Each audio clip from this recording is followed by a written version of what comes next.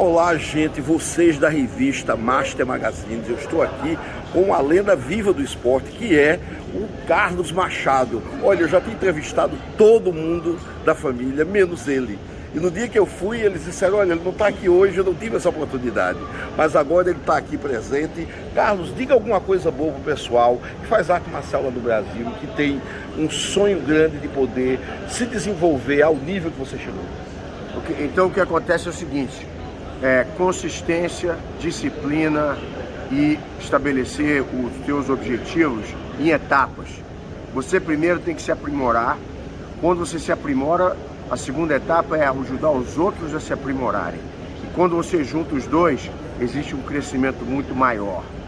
O valor da arte marcial não é só o efeito na pessoa, mas é a multiplicação dos benefícios através de todas as pessoas que você encontra. Então, o que eu vejo é o seguinte, o maior conselho que eu posso dar a todas as pessoas que se interessam e se dedicam à arte marcial, você tem que pensar grande, você tem que alcançar o mundo inteiro, mas começa um passo de cada vez, se aprimore e entenda o seguinte também, as lições dentro do tatame têm que ser aplicadas do lado de fora. Sem filosofia, não existe arte marcial.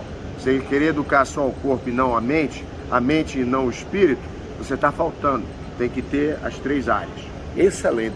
Uma segunda pergunta que eu tenho certeza todo mundo quer saber.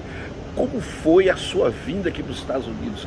Fale um pouco daqueles primeiros desafios que levaram você a ser a grande figura que você é hoje aqui nos Estados Unidos. O que acontece é o seguinte, quando você faz parte da história, você não tem consciência de quem está fazendo a história. Muitas vezes, depois que você vive o momento, muitos anos depois, você se desperta para o fato, eu estava lá na hora certa, no lugar certo. E foi exatamente isso que ocorreu. Meu irmão Regan veio primeiro, 2 anos antes de mim, e eu e meus outros irmãos no Brasil chegamos ao máximo do que a gente poderia na época no Brasil. Não existia o número de competições que existem hoje, não existia a quantidade de pessoas e adeptos que fazem jiu-jitsu como tem hoje. A popularidade do jiu-jitsu não era conhecido no Brasil e era seleto no Rio de Janeiro, onde a gente estava, era o centro praticamente. Então o que acontece? Quando nós decidimos seguir os passos do nosso irmão Regan, ele, a rigor, nos convidou, eu e os meus outros irmãos, para virem para ajudá-lo, porque ele queria participar da primeira Academia Gracie, que era para ser inaugurada pelo nosso primo, Rorion Gracie. Mas claro, depois que nós chegamos aqui, a nossa cultura e filosofia de arte nos deu o indício de que seria melhor para a nossa missão que eu e meus irmãos trabalhássemos em conjunto, separadamente de todo mundo. Foi aí que o nome Machado surgiu. E a gente nunca, independente de qualquer que seja dos irmãos, nunca fugiu da filosofia, entendeu? Que você, número 1, deixar o ego do lado de fora. Todas as nossas academias tinham uma placa que dizia, o ego deixe do lado de fora, tá entendendo? E o segundo, para crescer, tem que aprender e ensinar, para poder aprender mais. Então, depois que, tendo essas duas perspectivas, a gente conseguiu encontrar pessoas como Chuck Norris, que você sabe que aqui hoje nós estamos aqui, e ele é muito responsável pela popularidade dos irmãos Machado. Ele foi o primeiro a investir na nossa primeira academia, quando a gente chegou aqui. Ele foi o nosso aluno individual. Eu, particularmente, viajei com o Chuck Norris pelo mundo inteiro. E, inclusive, depois de passar 5 anos em Los Angeles, trabalhando com meus irmãos, eu fui morar em Dallas, porque o Chuck Norris morava em Dallas e fazia o show de TV dele, o Walker Texas Ranger. E ele me convidou e disse, Carlos, vem pra cá, eu te ajudo, eu monto uma academia para você, dentro do meu estúdio, e eu deixo você trabalhar no meu show. Rapaz, eu apanhei do Chuck lá na TV mais que qualquer um, entendeu? Eu sou orgulhoso disso, que ele nunca me machucou e me pagou muito para isso. Pô, que negócio da China é esse, né? Pois é. Mas é um homem de uma generosidade e lealdade imensa, Chuck Norris, e humildade.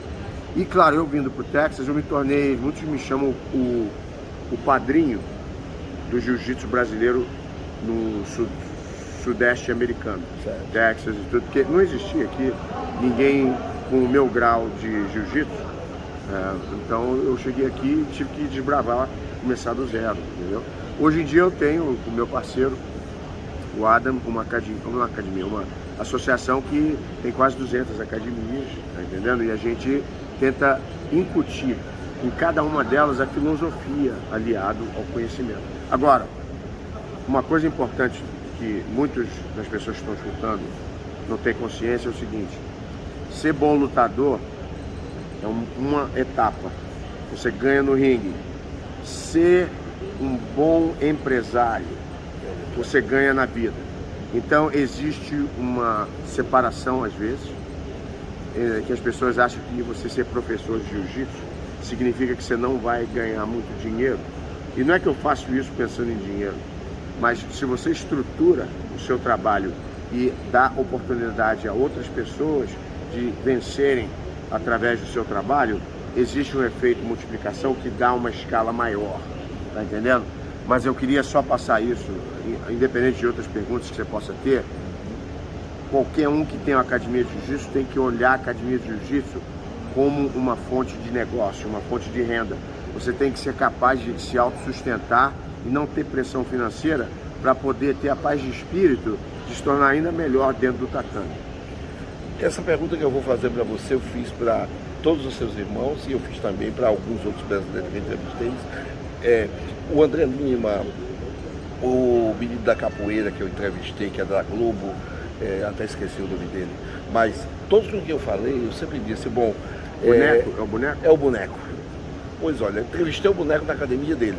E o que mais me chama a atenção e o que me dá mais orgulho, e eu estou dizendo isso aqui sem falsa modéstia, é a maneira como você representa o Brasil no exterior.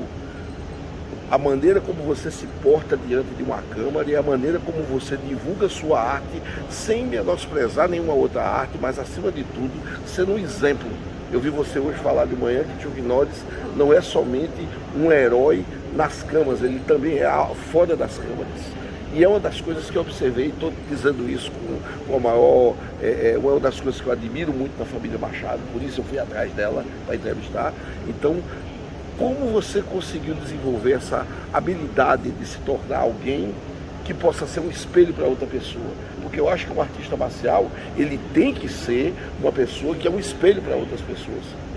Como se consegue isso? Eu tive grandes mentores na minha vida. Meu pai, falecido Carlos Machado, me ensinou muito sobre valores de família, ser um homem de casa, ser um homem dedicado à família. Meu tio, falecido Carlos Grace, que me ensinou muito sobre espiritualidade e filosofia de vida. Então, eu tive sempre, naturalmente, a inclinação de levar em consideração as outras pessoas. Eu ensinava e eu ficava contente de ensinar, porque eu sentia que meus alunos estavam felizes de aprender comigo, entendeu? Existe um retorno emocional quando você dá uma aula, que você se dá na aula, tá entendendo?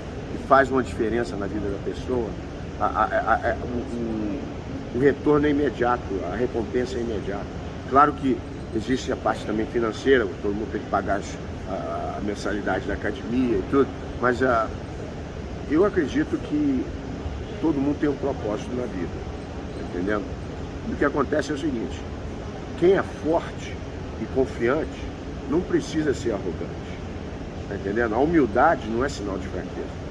A humildade é sinal de força e serenidade. Você sabe que você é capaz, você também sabe do que você não é capaz, entendeu? E uma das coisas que todos nós, seres humanos, temos que aprender é que não importa o quanto você saiba, sempre existe mais para aprender do que você sabe. A nossa ignorância é infinita, mas a nossa habilidade de aprender também pode ser infinita, desde que a gente mantenha a perspectiva de que quanto mais aprendemos e mais sabemos, mais temos que aprender e mais responsáveis temos que ser em passar o conhecimento para o próximo. Porque se eu segurar tudo comigo, acaba comigo, tá entendendo? E a humanidade, então é uma coisa, eu estou levando para um lado meio assim filosófico, talvez em exagero, mas é uma coisa que eu sempre penso. tá entendendo? A pessoa que está dentro do tatame com você, não existe garantia que ele ou ela vai estar durante muito tempo. Você tem uma janela, tá? Uma janela ali.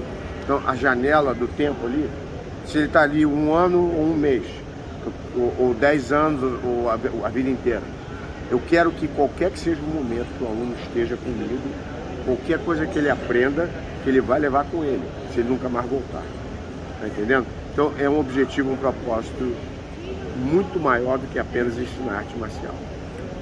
É você mudar a vida dos outros para melhor. Eu até adiciono a você dizer que tem a ver com que São Francisco de Assis, eu não sou católico, mas respeito muito ele, e ele dizia o seguinte: é dando que se recebe. Na verdade, se você quer receber alguma coisa, você tem que doar alguma coisa. Ninguém consegue as coisas somente pegando, somente retirando dos outros. Chega um ponto que às vezes não tem mais, na verdade.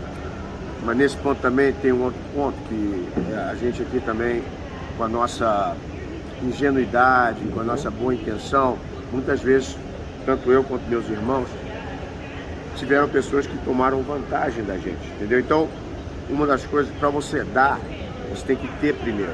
Para você ter, você tem que se dar primeiro. Então, tem que haver um certo egoísmo positivo, no sentido de que eu não posso dar o que eu não tenho. Se eu estou vazio, se o tanque está vazio, não tem gasolina para ninguém, não tem combustível. Então, cuidar de si próprio, entendeu? Ter certeza de que os seus interesses estão sendo bem atendidos também, e não permitir a ninguém aprender a falar não. Você tem que ser firme na palavra, tanto para dar quanto para prevenir os outros de tomar, porque há uma diferença nos dois. Eu posso dar, mas tem gente que não quer dar nada de volta, só quer pegar. Então na vida tem que haver a psicologia aplicada de aprender a dizer não. Se eu tivesse essa filosofia no começo da minha vida, eu estaria agora numa posição ainda mais adiantada. Mas como se diz, a gente nunca pode mudar o que foi. A gente só pode aprender o que aconteceu para melhorar daqui para frente. Suas últimas considerações. Você olhe, eu não sei nem como definir, mas as palavras foram sensacionais e não é somente filosófica. Eu acho que eu aprendi mais com a sua experiência de vida. Você praticamente está dando um privilégio a muitos que estão escutando isso, de entender como é que se chega lá pela sua experiência de vida. E isso eu acho que tem um valor inesgotável. Vale muito mais do que qualquer dinheiro que você possa doar a alguém, ou qualquer kimono, qualquer atributo físico. Mais importante do que isso é a sua experiência. Quais são suas considerações finais para o Brasil? Somente no momento desse difícil que o país passa. Eu digo o seguinte: no Brasil, em qualquer lugar do mundo, em particular o Brasil especificamente, o que ocorre é que a gente tem a influência da cultura, a gente tem a influência do meio ambiente, a gente tem a influência da nossa criação, e muitas vezes a gente tem limitações que na verdade são ilusórias, porque não existe limite a não ser aqueles que a gente impõe à nossa própria pessoa. Você não precisa ter fé em nada, a não ser que você tenha fé em você primeiro. Então muitas vezes o brasileiro sai do Brasil meio tímido, ou ele sai mal acostumado, ele acha que vai dar o jeitinho, entendeu? Não existe jeitinho na vida real. Tudo o que acontece na realidade tem que cavar para achar, tem que suar para ganhar, entendeu? Não existe loteria na vida. Então essa história de que eu vou para os Estados Unidos, eu vou para outro lugar que vai ser mais fácil, eu vou, entendeu? Depois que eu trabalhar um pouquinho mais, eu vou arregar aqui, vou pegar uma vantagem ali. Então elimina essa filosofia de vida, que essa filosofia não leva para lugar nenhum. Isso pode derrotar um país e com certeza derrota um destino, tá entendendo? O importante é saber o seguinte: tendo fé em si próprio é o primeiro passo, agindo positivamente, independente da opinião alheia, é outro passo, tá entendendo? Quando a gente vai para frente, muitos amigos vão se desgarrar, porque as pessoas à sua volta não quer dizer que elas sejam as pessoas que vão estar com você conforme você for ganhando distância rumo ao objetivo que você quer alcançar. Então tem que fazer as pazes de saber no seguinte: na vida tem momentos que as decisões são difíceis, mas devem ser tomadas, não só em relação a onde você quer ir, mas com quem que você vai se associar.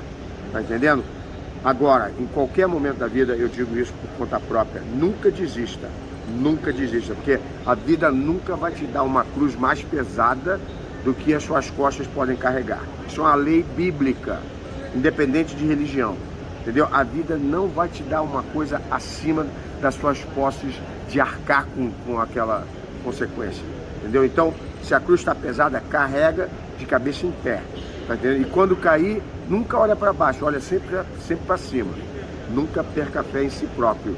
Toda pessoa que dizer não, a pergunta de volta para você deve ser, por que não? Se alguém te disser não, nunca diga sim, diga por que não. Why? Why not? Tá entendendo? E é assim que se vai.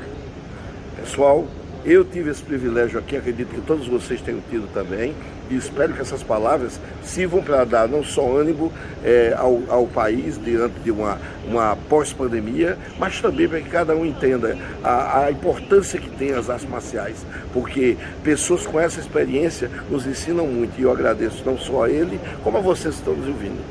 Um abraço para todo mundo da revista Master Magazine.